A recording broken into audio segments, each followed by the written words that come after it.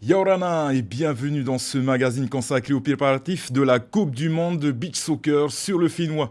Du 18 au 28 septembre prochain, 199 pays auront les yeux rivés sur la Polynésie pour suivre cette compétition internationale.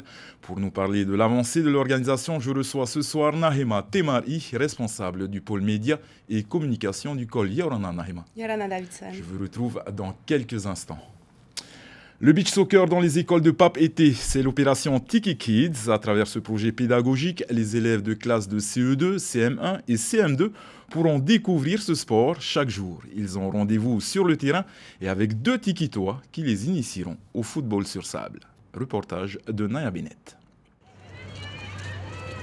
Toata, Paouf et Taïmoana et Hitivainui, ces écoles permettent à leurs élèves du CE2 au CM2 de jouer au beach soccer. Une initiative qui s'inscrit dans un projet scolaire commun. Si les enseignants ont quelques lacunes, ils peuvent s'appuyer sur des animateurs de choix, les tikitoa. C'est une chance pour les élèves, c'est une chance pour les enseignants qui ne maîtrisent pas forcément le beach soccer. Et donc tout le monde est gagnant et puis c'est un événement important pour la Polynésie, cette Coupe du Monde. Donc pour les enfants également, les inclure dans cet événement et que ce ne soit pas uniquement quelque chose qu'ils vont voir à la télé, mais ils vont se sentir un peu concernés puisqu'ils auront rencontré les tikitoa et qu'en plus ils vont pouvoir participer à une des soirées grâce à donc, un tarif qui leur est proposé par le comité organisateur local. 3 sites sont mis à disposition des élèves, Bonbridge, le centre technique de la Fédération tahitienne de football et Paouf Ei, avec à chaque fois 2 tikitoa comme animateurs. Les enfants également connaissent les tikitoa, connaissent nos prénoms, donc nous, ça nous surprend un peu, mais ça nous fait plaisir et ça nous donne encore plus envie de représenter bien comme il faut ces enfants qui comptent sur nous pour gagner. Aujourd'hui, en tant que tikitoa, ambassadeur de la Polynésie, on se doit d'être un exemple pour ces enfants, aussi bien sur le terrain que dans la vie quotidienne. Donc on fait des efforts de ces 2 côtés-là et on espère que les enfants prendront plaisir et pourquoi pas se lanceront et reprendront la relève des tikitoa d'ici quelques années. Cette initiative a débuté le 26 août et prendra fin le 6 septembre. Les enfants peuvent ainsi profiter du transport mis à disposition par le comité organisateur local et de la présence des tikitoa. Ils seront peut-être la prochaine génération à représenter le Fénois lors d'un événement mondial, mais en attendant, ce sera en tant que fervents supporters qu'ils iront à Toata.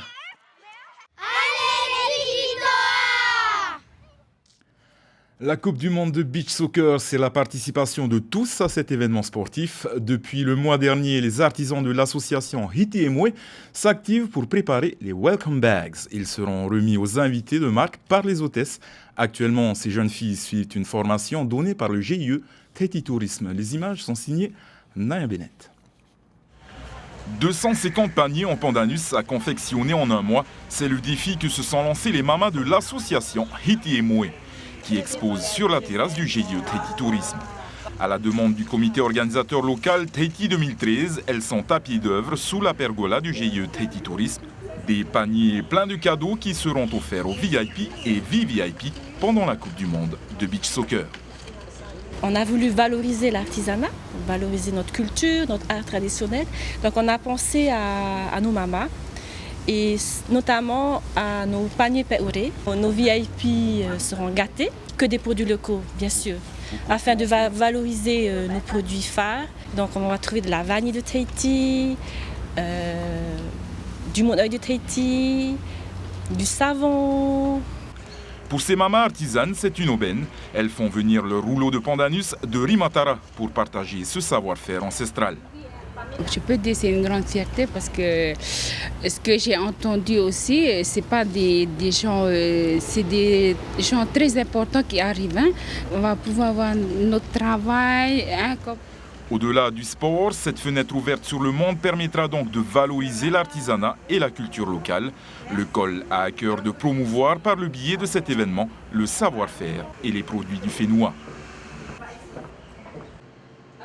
Si les volontaires ont eu droit à leur formation, c'est également le cas pour les hôtesses VIP. Par candidature spontanée ou travaillant au sein des différents organismes partenaires de la Coupe du Monde de Beach Soccer, 12 jeunes femmes ont été sélectionnées et participent à une formation réalisée par le GIE Tahiti Tourisme.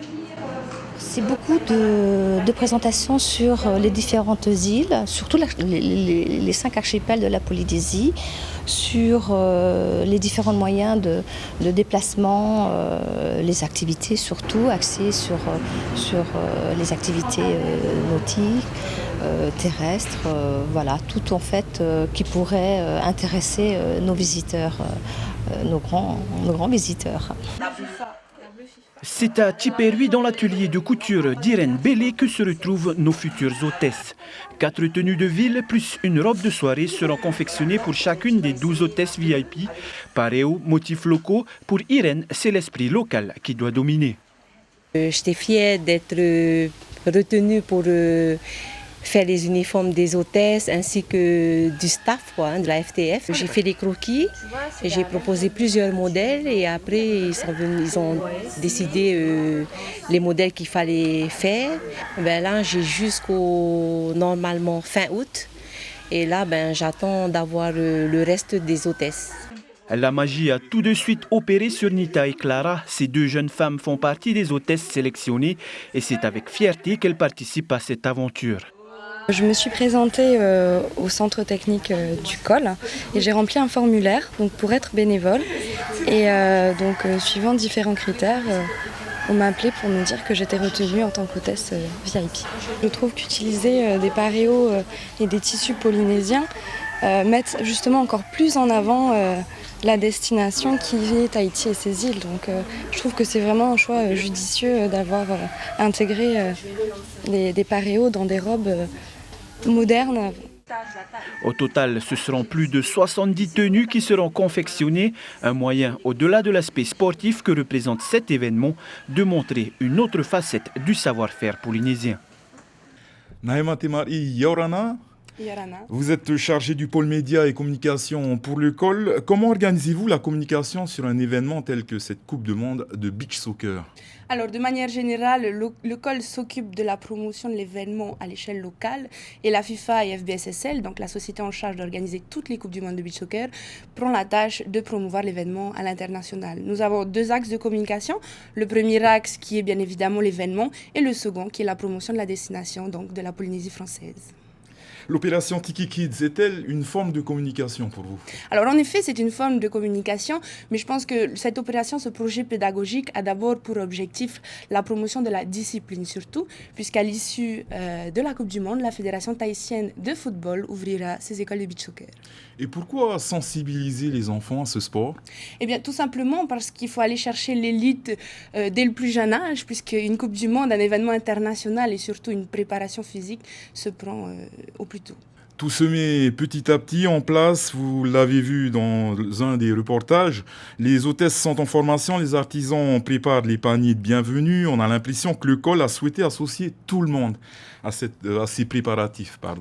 C'est exactement ça. Alors aujourd'hui, on ne compte pas moins de 220 entreprises et prestataires qui ont participé de loin ou de près à l'organisation de cet événement. Et je pense que là, on a rempli nos missions, l'un de nos objectifs aussi était de chercher à redynamiser l'économie du pays.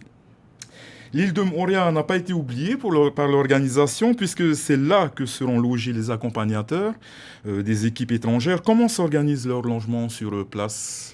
Alors, en raison donc, de la saturation des logements sur Tahiti, le COL, avec accord de la FIFA, a pris l'initiative de délocaliser l'hébergement de ses accompagnateurs et donc ils seront tous logés à Moorea.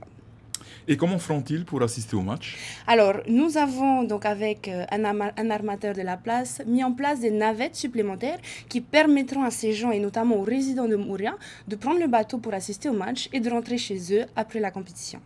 Merci Nahema Temari d'avoir répondu à nos questions. Merci Davidson.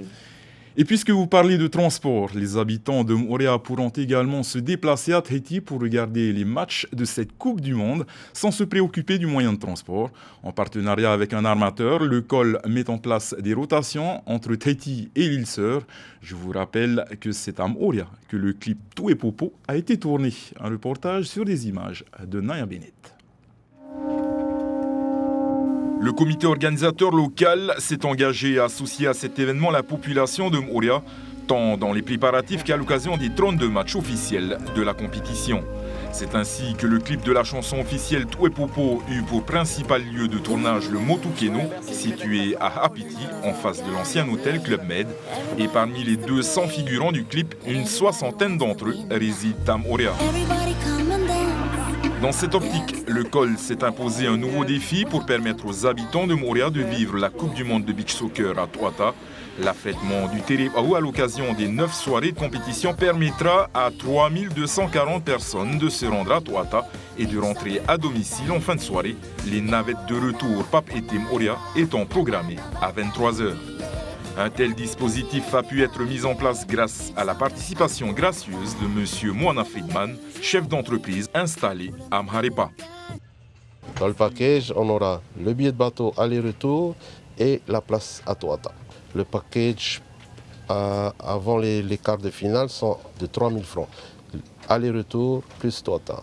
Et pour les quarts, demi et finale, 4 000 francs. Aujourd'hui, pour toute la compétition, je crois qu'on a déjà 110 tickets vendus. Et en plus, la Ligue de Moorea va prendre en charge avec Paris Salmon pour les clubs de Moorea, pour les enfants des clubs qui ont toujours participé, et 50 tickets. Compte tenu du prix du billet de bateau à payer, le COL propose un tarif par personne et par soirée inférieur à ceux pratiqués à Tahiti, avec toutefois l'obligation d'acheter pour chaque ticket édité le billet de bateau correspondant aller et retour. Du fait qu'on nous a mis à disposition un bateau déjà plusieurs créneaux d'horaire pour aller sur Papeete et un retour spécifique de 23h pour revenir. Donc on va voir le match et on revient chez nous. Donc ça, moi je trouve que c'est très bien. Afin de prendre la température, nous avons réalisé un micro-trottoir pour mieux apprécier l'opinion des résidents de Moorea sur ce dispositif exceptionnel du comité organisateur local de la Coupe du Monde de beach soccer. C'est super pour les habitants de Moorea qui vont pouvoir participer à un événement international. Et donc je pense qu'il y aura du monde et que les bateaux seront pleins. C'est super pour Moorea, pour les habitants de Moorea. Pas du tout, c'est une première là, que tu m'apprends. Un package. C'est une bonne chose pour nous, pour ceux de Moorea. Comme ça, nous avons de la chance de partir l'après-midi ou le soir pour les matchs et puis revenir sur Moorea dans la même nuit. Dans mes souvenirs, il y a eu une compétition déjà à Moorea par le passé, peut-être 4-5 ans ça. Donc la jeunesse de Moorea était assez satisfait de cette compétition.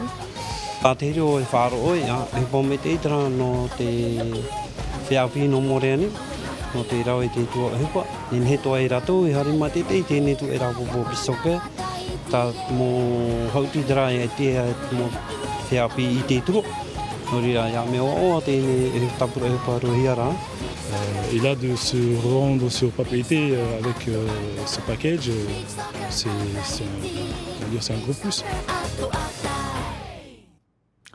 Nahema, un dernier mot peut-être avant que l'on se quitte?